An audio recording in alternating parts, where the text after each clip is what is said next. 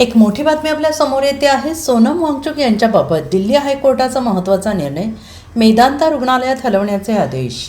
दिल्लीच्या जंतर मंतर मैदानावरील कॉक्रोच जनता पार्टी आणि नीटच्या विद्यार्थ्यांनी सुरू केलेल्या आंदोलनाचा केंद्रबिंदू असणाऱ्या सोनम वांगचुक यांच्याबाबत दिल्ली उच्च न्यायालयाने एक महत्त्वाचा निकाल दिला आहे.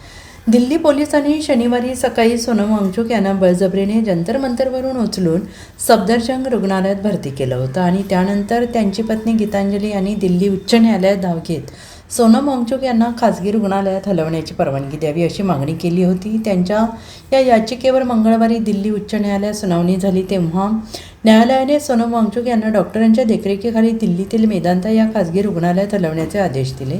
सोनम वांगचुक यांच्या पत्नी गीतांजली यांनी आपल्या सरकारी यंत्रणांवर विश्वास नसल्याचं सांगत आपल्या पतीला सफदरजंग रुग्णालयातून हलवण्याची परवानगी मिळावी अशी मागणी केली होती. सोनम वांगचुक यांना दिल्ली पोलिसांनी सफदरजंग रुग्णालयात जबरदस्तीने आणले होते आणि त्यांना ज्या मजल्यावर ठेवले तिथे मोठा पोलीस बंदोबस्त होता. सोनम वांगचुक यांच्या भेटीगाठींवर निर्बंध लादण्यात आले होते. याविरोधात त्यांच्या पत्नीनं दिल्ली उच्च न्यायालयात धाव घेतली.